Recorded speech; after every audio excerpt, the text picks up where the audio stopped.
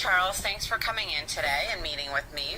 We have about 20 minutes to discuss some of the stuff that brought you in. So tell me a little bit about what sought out a sports psychology consultation. I've been playing golf for a long time, and I've hit a plateau in my playing career. And lately, I'd say the past 6 months to a year, I've been finding that I just don't have as much drive as I usually do. And I don't really know why. And I don't know if it's because I've hit this plateau and I'm just not in the right headspace, or if it's a different reason. And so I figured I should come talk to someone who might be able to help me. That's great. And just to clarify I am a doctor of psychology, and I'm in school right now to get my certification in sports psychology. So thanks again for coming in. Charles, do you notice that you said for the past 6 months to a year, do you notice that it's during certain times of the season or certain times of the day, or when you're, in certain situations, or it's pretty much across the board? Right now, pretty much across the board. Okay. I mean, it used to be if I was tired in the morning or tired at night, normal stuff. But now it's more persistent. Okay, and so this is really the first time in your life you've noticed this? To this level of, for this long, yeah. Okay, all right. So what we'll do today, Charles, is I'm going to, do a little bit of psychoeducation in the beginning. So a little bit of education about what motivation is, different types of motivation, and then go into activity that many student athletes that I've worked with have said that it can be helpful. But along the way, I want you to give me feedback. This is helpful. I can see if it would work for me. It may not, and we could always readjust, okay? So just keeping that in mind. So when you think of motivation, what comes to mind? What are some of the, thoughts, or even definition of motivation? I'm sorry, what are some thoughts or definitions that I think?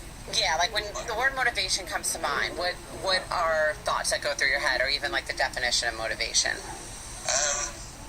I'd say just the drive or desire to push someone towards a goal or a purpose. Great. And again, so there's that lack of that, right? Okay. Yes. So what I'd like to start off with is, again, a little bit of education about motivation. So when we think of motivation, we often divide it into sort of two definitions. One being intrinsic motivation.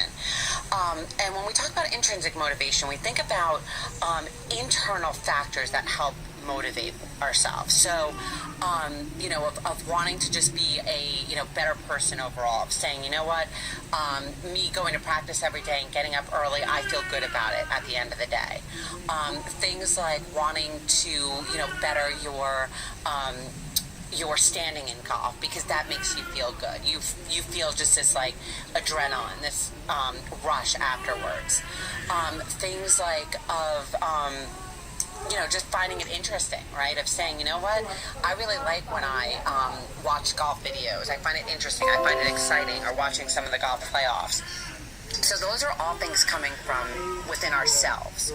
And then there's external motivators. And we all really function from external motivators. We often get out of bed and get to work because we may get in trouble by our boss if we don't. We may, look to get an assignment done because we won't get as good of a grade if we don't.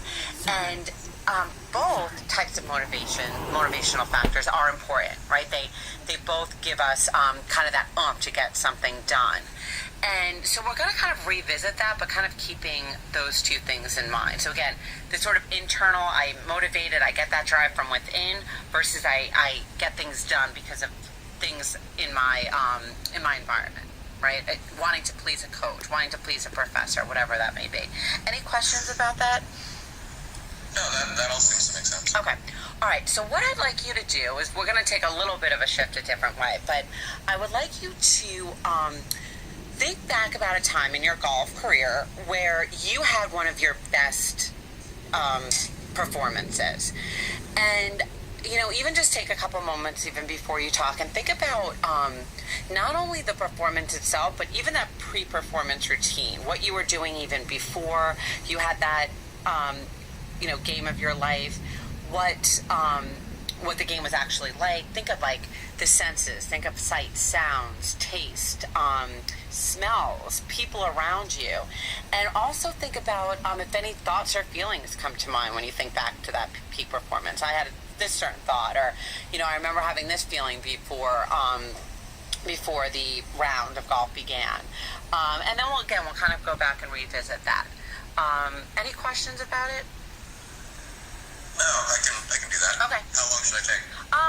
As long as you want, because I think the more detailed we get, the more information potentially comes out. But figure around like anywhere between 2.5 to 5 minutes, we'll say. Okay. Okay. Go ahead.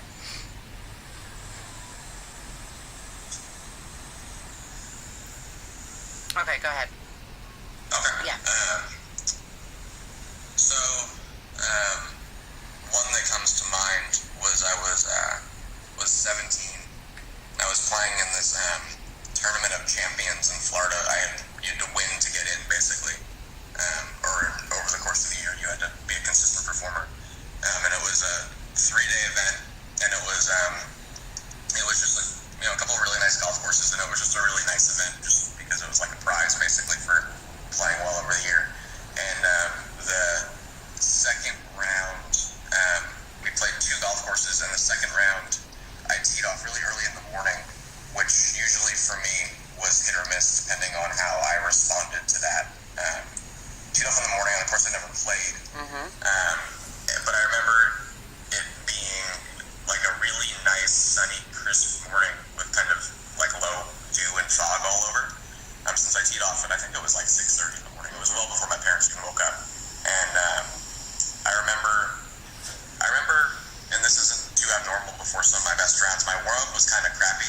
Okay. And when that happens, I just kind of go to the course saying, well, you know how to play golf. Doesn't really matter. You're warmed up now. And I went out in the front 9. I shot 31. And I remember it being, as I said, like a nice, crisp, warm, not too humid Florida morning. But the major characteristic that I remember about that time was that it felt like no matter what I did before the outcome of the shot would be pretty much as good as I could possibly imagine. Regardless of whether or not I was comfortable over the golf ball or not, I would just kind of go up to it, do my routine, hit it, and lo and behold, these awesome shots would just come out. And this happened for about 2 hours, and I remember the moment that it kind of broke. This kind of state of just playing and happening was when my parents finally came to the course and they said, "How are you playing?" I told them that I was 5 under through 10, and they just kind of looked at me like I was lying. And then, because 5 under through 10 for any golfer in any round is excellent. And so at that moment, I kind of realized what was going on, and made a couple bogeys going home and dropped a few shots, but still had a good round. But I remember that 9 in particular, just the ease and the kind of just being there and letting the emotions happen. It's one of the few times I've ever actually gotten to a true, like zone, I guess you could call it, where it just felt like whatever was going to happen was going to do exactly what I wanted it to do. Wonderful. You talked, Charles, about sort of in this zone, right? And I think one of the things that, came up for me is we often think about, sort of things needing to be in place in order for us to have our peak performance or for us to function well. And what it sounds like is that, in those moments, even when things didn't go well, or even if your, pre-performance or the way you kind of went up to the tee was off or was wrong, you still did well. So where some athletes may say, "Oh gosh, this sort of was off. I usually, a track runner may say I usually, warm up in this way. It didn't quite go the way I wanted." And then that sort of, snowballs, and then they don't have a good race. But there was something that you were able to do to stay in that zone and sort of stay motivated to continue to perform well. Do you, looking back, are you able to kind of recall of what was going on there, that you didn't get stuck in that negative self-talk, that negative zone?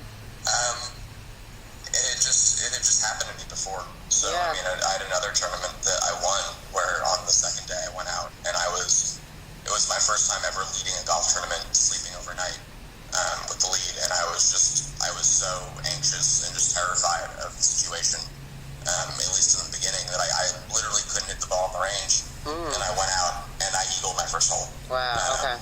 And similar to this, I was, again, 4 under through 9 or something. And so I just said, just because you had a bad range session, you're still warmed up. Yes. Just go hit the ball. Great. So Great. Okay. I So just kind of drew on personal experience. yeah. So one of the things in any consultation, Charles, is we want to make sure we look at strengths, right? Because often what brings athletes in are weaknesses or things that are not going well. But here we're looking at a lot of strengths, right? A lot of things that you have already that you've been using for years and years and years that have gotten you to this place right now, and we don't want to ignore those. So let's reflect back on even just talking about your peak performance. What do you think were some of the things that day that, again, maybe it was the sights, the sounds, the weather, the location, the thoughts, the feelings that helped motivate you, helped you to say, I'm going to keep going forward and doing the best I can, and sort of having that interest, that drive, that flow? I didn't have much to lose. Okay.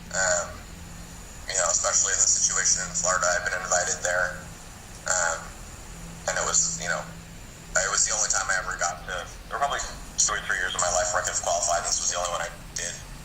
And so it was just, the goal was to go there and have fun and try and break my goal of 225, which was 75 over 3 rounds. And other than that, we were in like Disney World. Right.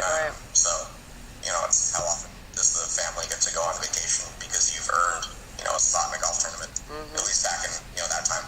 Okay. So it just felt, it didn't feel like that much of a pressure environment, especially knowing that the kids I was playing against, were some of the best kids in the country. And so I didn't necessarily go there thinking I could, I was good. I wasn't one of the best in the country. So I didn't necessarily go there thinking I could beat them. My goal was just to go play well and have fun.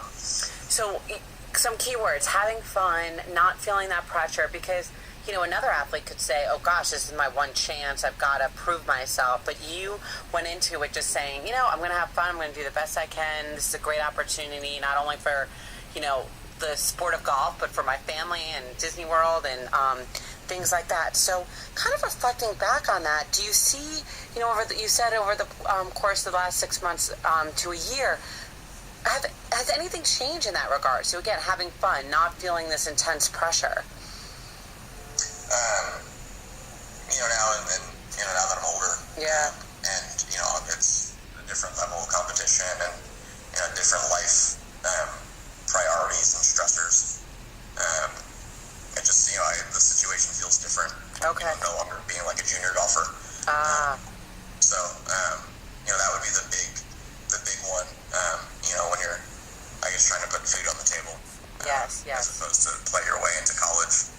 I guess similar idea for a gain, for being motivated by some sort of gain. But and I'm just wondering, like, if maybe my time has come to move on and try and find a different profession, or if this is something that I want to keep pursuing because I've been looking at it for so long. All right, thank you. That's great information. Thank you, Charles. So, I'm wondering if for now, because it sounds like there's sort of this short-term goal of increasing motivation and potentially this long-term goal of saying, like, do I even continue golf or do I go and do something else? This is not necessarily like always fun. This is my livelihood. This is how I put food on the table. So I wonder if for today we just focus on the motivation piece and, seeing if we can kind of change that, shift that, and then thinking about, like, is this something I want to continue maybe in future sessions? Okay, is that okay? Looking back on your peak performance, and even just thinking about the next couple of days when you go out to the course to practice, is there a way to sort of make that shift to increase your motivation? Like, because we look back and you felt motivated when you were having fun, when you didn't feel as much pressure. Is there a way to like recreate this in the next day or two when you go out in that course? Yeah, I guess I could. I guess I could try to just go out and I guess I could just go try and, as I've done in the past, just go play golf and not think about the rest of it. And at least, try and make the course kind of a bubble. Okay. As opposed to, a part of my whole world. Ah. So what might that look like?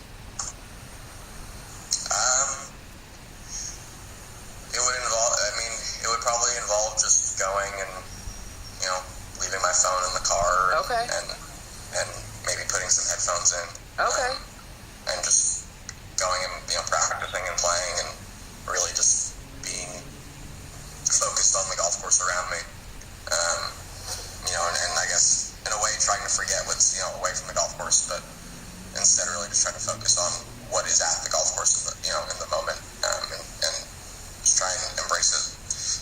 I think that's wonderful. And maybe in the next session, Charles, we think about some mindfulness strategies, right? So instead of thinking about, how much, the next competition and how well I'm going to do and how much money that's going to yield, of really, like you said, noticing the green of the golf course, the trees in the distance, the golf club in your hand, and kind of essentially maybe even taking some of that pressure off, right, by being mindful and remaining in the moment. I think that sounds like a great idea. I'm wondering, too, is there a way for, like, recalling kind of that peak performance, that time that you were in Florida, be helpful tomorrow? Or how do we kind of maybe even integrate that in, if at all? I guess the one thing, the theme, the things aren't going so well, but it's okay. You know what to do. Okay. Okay. I don't know if it's I don't know how much it applies here, but, I guess it's a similar feeling that, things aren't going great outside the golf course in regard to golf, but you still know how to play golf. And yes. So just, give it a shot.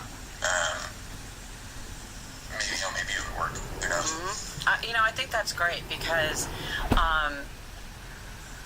it's often we build evidence, right, of I even think of in school, too, of, times when we were tired or stressed out and we did a project and we still did well, right? And it's sort of, we have evidence now that, okay, I can, not be in, like, maybe the most perfect place, but still do okay.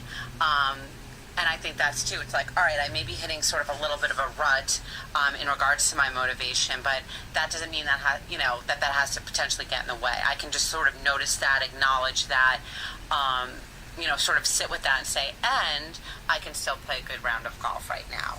And I just wonder, also, if the thoughts of, oh gosh, this is, golf is there's a lot of pressure here. I need to perform well. Oh gosh, I just hit a horrible shot. There goes the tournament next weekend. When those thoughts come up, is there a strategy you can utilize to just sort of work through those? So when I want to make sure I agree Yeah. with you, right? So when there's when I have a bad shot or a bad moment, what do I do to get through it? Exactly, yes. It depends. I like, in general, I really try and have always tried to emphasize with myself that, golf is a game of individual shots. And so, good or bad, the longer that you hold on, to the bad shots, the more potential it has to creep into the rest of them. With good play, you can try and gain, give yourself some momentum. But, you don't want to get too high, because then if you get too high on a shot, then you've totally lost the next moment. So just staying, letting my emotions flow, because right. they have to and they will. Great. Having it not be having the roller coaster be pretty, small and childlike as opposed to crazy. Wonderful, wonderful. Okay, Charles, so, we'll kind of touch base to see if this is helpful for you. And, we want to think of motivation, right, on sort of a scale. It's not like I have zero motivation or 100, motivation. I'm trying to think if just some of these strategies can help increase it, right? Of just sort of moving it more towards where you were in the past. And then we'll reevaluate when we meet next time. And thank you so much for your time today. Thank you, Dr. Dana. You're welcome.